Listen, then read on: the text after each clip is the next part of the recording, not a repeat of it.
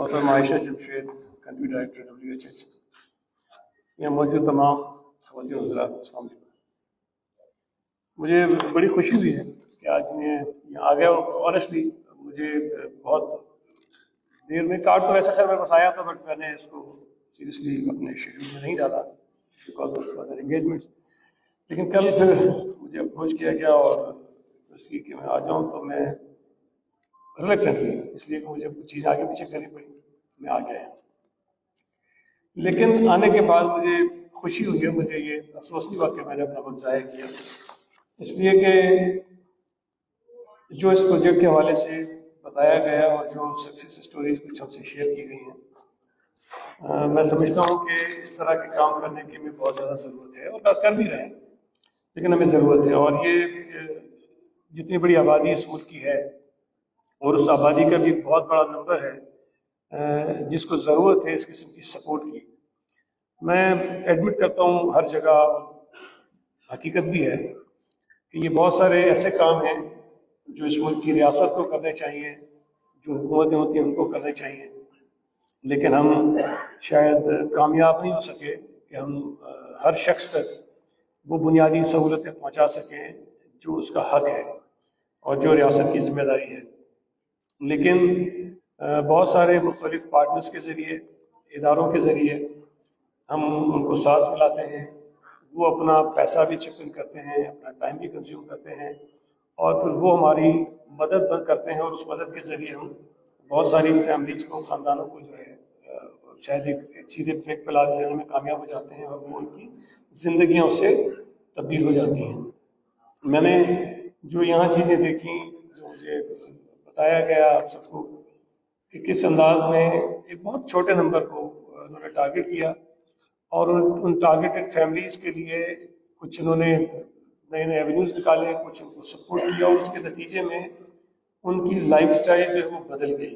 اور مجھے نہیں پتا اس بات کا اس سے تعلق ہے یا نہیں، لیکن میں اس بات کا ہمیشہ اس کا اظہار بھی کرتا ہوں کہ میں جس فیملی سے تعلق رکھتا ہوں وہ کوئی خاندانی بڑے لوگ نہیں ہیں، عام سی جو آرڈنری فیملیز ہوتی ہیں اس شہر کی، اس ملک کی، میرا تعلق اسی فیملی سے ہے۔ میری دادی دادا ان پڑھ تھے دونوں، بالکل فارغ تعلیم، بالکل کبھی شاید اسکول کا انہوں نے چہرہ بھی نہیں دیکھا ہوگا۔ میری دادی بھی ایک دکان چلاتی تھی، میرے دادا مزدوری کرتے تھے، اور انہوں نے کسی طرح سے میرے والد کو پڑھا لیا، اور وہ جب پڑھے، ان کو جاب ملی، انہوں نے محنت کی، وہ آگے گئے، تو اس کا نتیجہ یہ ہوا کہ ہماری جو، میں تو تھرڈ جنریشن ہوں، دادا، والد اور میں، تو ہم نے کتنی اپنی زندگی میں تبدیلیاں لے کر آئے، اور شاید صرف میں نہیں بلکہ ہمارا پورا جو خاندان تھا، پوری جو فیملیز تھی، وہ چینج ہو گئیں، صرف ان پڑھ ایک خاتون، ایک مرد کی تعلیم کی طرف توجہ کی وجہ سے۔ تو کہیں سے کسی نے ان کو بتایا ہوگا، کہیں سے ان کو سمجھ آئی ہوگی، کہیں سے کسی نے کوشش کی ہوگی، تو انہوں نے ایک اٹیمپٹ کیا، اس اٹیمپٹ کا نتیجہ یہ نکلا کہ پوری جنریشن جو ہے وہ چینج ہو گئی۔ یہ جو آپ کام کر رہے ہیں، اگر آپ نے کوئی 3500 فیملیز کو جو ہے وہ اس میں ٹچ کیا ہے، میں تو یہ سمجھتا ہوں کہ 3500 اگر نہ بھی چینج ہوں، اگر اس میں سے 35 فیملیز کو بھی آپ تبدیل کرنے میں کامیاب ہو جاتے ہیں، اور وہ ان کا ٹریک جو ہے وہ صحیح ٹریک پہ آ جاتے ہیں اور آگے بڑھ جاتے ہیں، تو شاید جو میں ایک آپ کے سامنے کھڑا ہوں، یہ آپ کی کاوشوں سے ہو سکتا ہے کہ 35 خاندان اور اس طرح کے جو تبدیل ہو کے ان کی جنریشن چینج ہو جائیں۔ دعا کرتا ہوں کہ یہ 35 کے 35 ہو جائیں، ہو سکتے ہیں، لیکن اگر میں بہت ہی ان کو یہ کہہ دوں کہ چلے ناکام ہو گئے، لیکن مجھے یقین ہے کہ 35 فیملی سے ضرور جن کی لائف چینج ہو جائے گی۔ ہمارے یہاں لوگوں میں عقل و شعور کی کمی نہیں ہے، ان کو مواقع نہیں ملتے ہیں، صرف چانسز کی بات ہوتی ہے، ان کا کوئی ہاتھ پکڑے، وہ صحیح راستے پہ لے کے آ جائے تو زندگیاں چینج ہو جاتی ہیں۔ میری اپنی جو میں نے دیکھا ہے، میرا ایکسپیرینس ہے، میں نے بتایا کہ میں عام سے خاندان کو، عام سے علاقے میں دیکھا ہے، تو وہاں بھی جہاں جس علاقے سے میرا تعلق ہے، عام طور پہ غریب لوگوں کا علاقہ ہے، لوگ بیوقوف نہیں ہیں، جو اسکول نہیں گیا وہ بھی بیوقوف نہیں ہے، جو بالکل آپ کو لگتا ہے پھٹے پرانے کپڑوں میں وہ بھی بیوقوف نہیں ہے، اس کو بھی عقل ہے، اس کو بھی سمجھ ہے، جب وہ باتیں کرتا ہے تو حیران ہو گئے کہ یہ اس طرح کی باتیں کیسے کر دیتا ہے۔ تو اللہ تعالیٰ نے صلاحیتیں سب کو دی ہیں، مواقع لوگوں کو نہیں ملتے ہیں۔ آپ حکومت کے ساتھ مل کر ان لوگوں کو مواقع میسر کر رہے ہیں، اور اس کے نتیجے میں لوگوں کی زندگیاں تبدیل ہو رہی ہیں۔ ہمارے پاس صوبہ سندھ میں بھی بہت سارے ماڈلز ہیں جس پہ ہم کام کر رہے ہیں. میرا خیال سب سے بڑا کام SRSO کر رہا ہے. آپ علم میں ہوگا اتنی سکسیس اسٹوریز ہیں اس میں کہ شاید ہم حیران ہو جاتے ہیں کہ کس طرح سے وہ کام کر رہے ہیں. اسی طرح اور بے شمار ادارے وہ کام کر رہے ہیں. ابھی ریسنٹلی آپ کو علم میں ہوگا کہ جو یہ سیلاب کے متاثرین تھے، جو لوگ 21 لاکھ گھر سندھ میں لوگوں کے تباہ ہو گئے، ایک ناممکن تھا، ایک خواب تھا جو بلاول صاحب نے کہا کہ ہم نے یہ کرنا ہے. ہمیں خود ڈر لگ رہا تھا کیسے ہوگا، لیکن جب وہ کرنا شروع کیا تو آج وہ دنیا بھر کا، دنیا کی تاریخ کا سب سے بڑا ہاؤسنگ پروجیکٹ بن گیا ہے. 21 لاکھ مکانات لوگ بنا رہے ہیں. اچھا، مکانات بنانے بھی شاید کوئی مشکل کام نہیں ہے، کسی بڑے بلڈر کو لے کر آ جائیں، پیسے اس کو دیں، وہ بنا دے گا. لیکن یہ جو ماڈل ہے کہ انہی لوگوں سے مکانات بنائے جا رہے ہیں جن کا مکان ٹوٹا تھا. وہ خود ہی مزدوری بھی کر رہے ہیں، خود ہی وہ کانٹریکٹر بھی بن گئے ہیں، بہت ساری چیزیں وہ سیکھ گئے اس کے نتیجے میں. تو یہ ایک اپرچونٹی تھی جو ان کو ملی. کرائسس آئے، کرائسس سے وہ نکلے، اس کے نتیجے میں ان کو ایک کہیں سے سہارا ملا. اس کے نتیجے میں انہوں نے اپنا گھر خود بنانا شروع کیا. اور یقین ہے کہ جب وہ اپنا گھر خود بنا سکتے ہیں تو انہیں یہ اندازہ ہو گیا ہوگا، احساس ہو گیا ہوگا یہ کام ہم کر سکتے ہیں. تو اگر آئندہ کبھی ان کو موقع ملا تو شاید اس ایکسپیرینس کے نتیجے میں وہ اپنی زندگیوں میں اور بڑی بہتری لانے میں کامیاب ہو جائیں گے. یہاں ابھی جو پریزنٹیشن میں دیکھ رہا تھا وہاں بتا رہے تھے فاتح صاحب کہ انہوں نے یہ کام کیا تو ان کو 500 سے 1000 مہینے کا پڑ گیا، کوئی اور کام کیا تو 2000 سے 3000 کو مہینے کا ہو گیا. یہ شاید رقم ہم جیسے لوگوں کو بہت کم لگتی ہے، لیکن جن کی ماہانہ آمدنی اگر 10,000 ہو ان کے لیے 3000 جو ہے وہ بہت بڑی رقم ہے. جن کی ماہانہ آمدنی کچھ بھی نہ ہو، جو بیچارے ادھر ادھر سے کہیں بس صرف زندہ رہنے کے لیے کہیں نہ کہیں سے کھانے کا بندوبست کرتے اپنا گزارا کر لیتے ہوں، ان کے لیے 3000 بہت اہمیت رکھتے ہیں. اور یہ تو 3000 کہیں سے آ رہے ہیں، 500 کہیں سے آ رہے ہیں، لیکن اس کے ساتھ ساتھ جو اور چیزیں آپ نے بتائیں کہ سبزیاں وہ خود اپنی کوئی 50% اپنے گھر میں کاشت کرتے ہیں، وہ استعمال کرتے ہیں، کچھ اس کو بیچ دیتے ہیں، کچھ اور کام کرتے ہیں. تو یہ ایک تو ان کی جو مالی پوزیشن ہے اس میں بہتری آ رہی ہے، اس کے ساتھ ساتھ ان کو ایک کام کرنے کا راستہ بھی مل رہا ہے. اور یہ انشاءاللہ تعالیٰ مجھے امید ہے کہ ان فیملیز میں سے بہت ساری فیملیز جو ہیں وہ آگے چل کر اپنا جو ذریعہ معاش ہے اس کو بہتر کرنے میں اور کامیاب ہو جائیں گے. اور جب وہ محنت کرتے ہیں، کسی ایک کام میں جاتے ہیں تو نئے نئے راستے بھی ان کو ملتے ہیں، اور آپ نے ان کو ٹریک دکھا دیا، اس کے نتیجے میں شاید وہ بہت ساری چیزیں کرنے میں کامیاب ہو جائیں گے.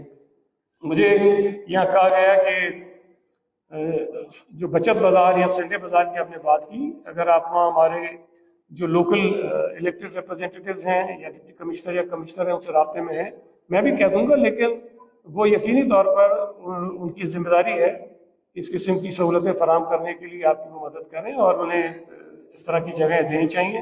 اور اگر اویلیبل ہیں تو دے دیں گے، ورنہ اگر اویلیبل نہیں بھی ہیں تب بھی بہت سارے اور راستے ہوتے ہیں اس طرح کے چھوٹی چھوٹی بازاریں سیٹ اپ کرنے کے لیے. بہت ضروری بھی ہے.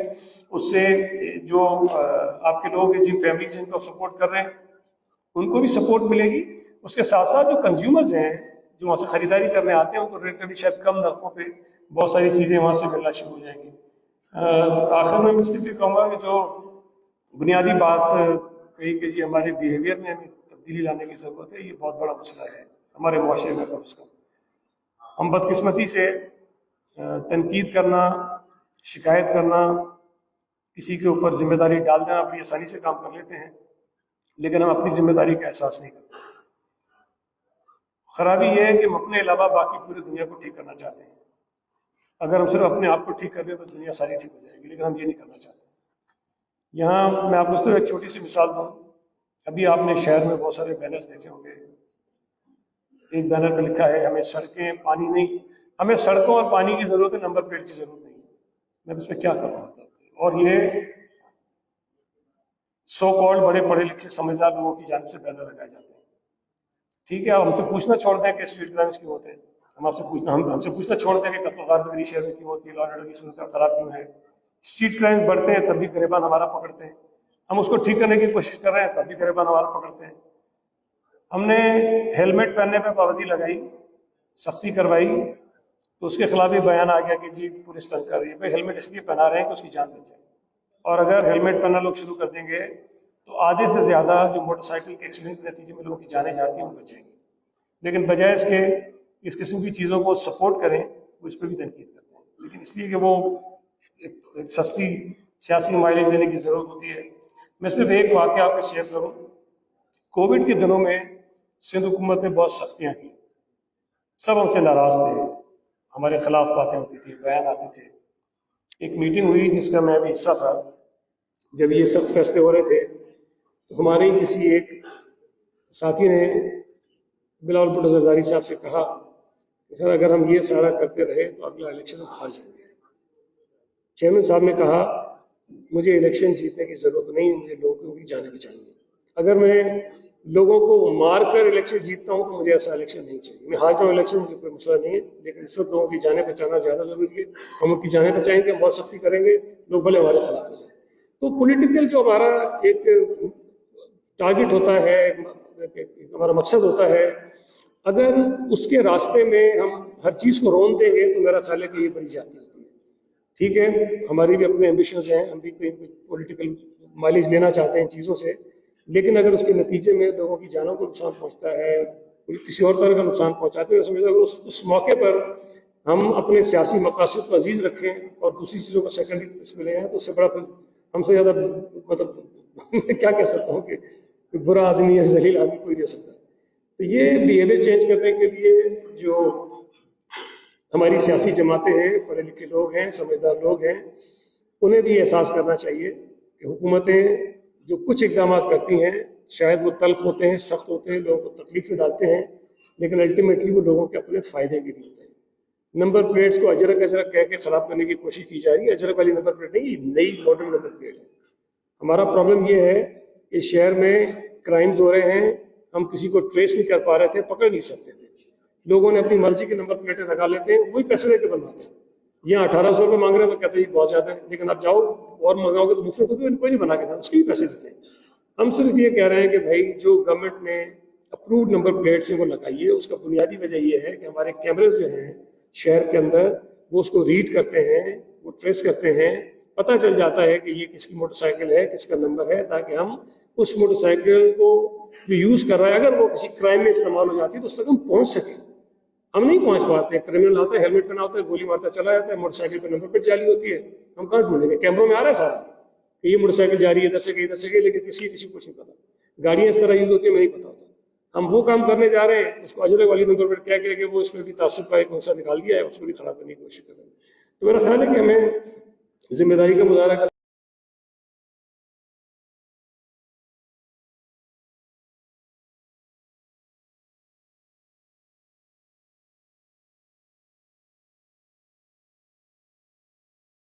हमारे मुल्क में जो आम लोग हैं जिनको बहुत सारे मसाइल का सामना है, उनको मुख्तलिफ़ इदारे मुख्तलिफ़ प्रोजेक्ट्स के ज़रिए सपोर्ट फराहम करते हैं, जिसके नतीजे में उनकी ज़िंदगी में तब्दीली आती है। और ये आज का प्रोग्राम भी उसी हवाले का था। उन्होंने हैदराबाद डिस्ट्रिक्ट के तकरीबन 3500 फैमिलीज़ को टारगेट किया और उनको मुख्तलिफ़ जो हैं वो सहूलतें दी, सपोर्ट किया उनको। उसके नतीजे में उनकी ज़िंदगी में बेहतरी आई है। तो ये एक अच्छा काम है, हमने हमेशा उनको सपोर्ट किया है। सिंध हुकूमत तो पूरे मुल्क में जितनी हुकूमतें हैं, अगर हम आवाज़ करेंगे तो इस किस्म के जो प्रोजेक्ट्स हैं, जो इंटरनेशनल हमारे डोनर्स हैं, सपोर्टर्स हैं, जब उनसे आप बात करें तो वो सिंध हुकूमत की तारीफ़ करते हैं कि हम इस तरह के कामों में सबसे आगे हैं। तो आज भी इसी हवाले से मैं आया था कि जो अच्छा काम उन्होंने किया है हम उनको सपोर्ट करें। रियान खान सियासत में आ रही है, कैसे देख रहे हैं आप? सबको सियासत में आने कहा कि मेरे ख्याल सियासत में शायद तो पहले भी थी, लेकिन अब अपनी जमात बना ली है तो जी उनको गुड लक कहते हैं। अच्छा, वैसे एमक्यूएम का कहना है कि एसपीसीए के जो मुलाजमीन कराची में रखे गए हैं वो कराची के नौजवान के हुकूक पर धाड़ा है, और गवर्नर सिंध कहते हैं कि अगर सिंध हुकूमत को इतनी कल्चर से मोहब्बत है तो पहली बात तो वो कम से कम मुफ्त में नंबर प्लेटें जारी करें, लोगों पे इस किस्म का जबर ना करें। बदकिस्मती ये है कि मैंने गवर्नर साहब का बयान नहीं सुना, लेकिन अगर उन्होंने ये कहा है जो आप कह रहे हैं तो मैं अफसोस का इजहार कर सकता हूँ एमक्यूएम के एमपीएस के बयान पर भी और गवर्नर साहब के बयान पर भी। एक तो कम इल्मी है, मालूम कुछ नहीं है। मेरा उनको मशवरा होगा कि जब भी आप कोई बयान दें तो पहले उसके मुतालिक मालूमात पूरी ले लें, ताकि आपको शर्मिंदगी का जो है सामना ना करना पड़े।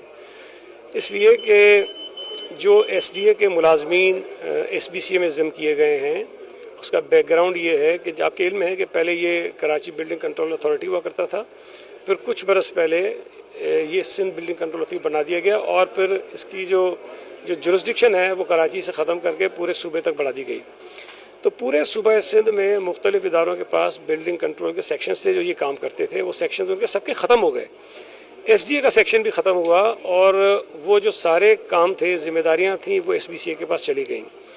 ہونا تو یہ چاہیے تھا کہ اس وقت ان تمام اداروں کے وہ ملازمین جو بلڈنگ کنٹرول سیکشن میں کام کر رہے تھے وہ SBA میں چلے جاتے، SBCA میں چلے جاتے، لیکن اس طرح ہوا نہیں۔ SDA نے یہ ایشو ریز کیا، ابھی نہیں کیا، یہ اس وقت سے کرتے آئے ہیں اور کئی مرتبہ فیصلے ہوئے، لیکن اس پہ کسی نہ کسی وجہ سے جو ہے وہ عمل درآمد نہیں ہو سکا۔ ابھی ریسنٹلی بھی SDA کی گورننگ باڈی کا جو اجلاس ہوا اس میں یہ بات سامنے رکھی گئی کہ ہمارے پاس یہ ملازمین ہیں جن کا جو کام تھا وہ کام SP سے کر رہا ہے، لیکن ملازم ہمارے پاس بیٹھے، تو اگر آپ ان کے پاس لے جائیں یا ہمیں کام دے دیں یا واپس لے جائیں۔ تو یہ طے پایا کہ ان ملازمین کو SBCA میں بھیج دیا جائے گا، لیکن اس کے ساتھ ساتھ یہ بھی کہا گیا کہ یہ تمام ملازمین چونکہ SDA کے ہیں اور SDA کی جورسڈکشن میں بلڈنگ کنٹرول کا کام کرتے تھے، تو ان کی تمام لوگوں کی جو پوسٹنگز ہیں وہ 7 ڈیولپمنٹ اتھارٹی کی جو جورسڈکشن ہے، جو حد ہے، اس کے اندر ہی ہوگی، اس سے باہر یہ نہیں جائیں گے۔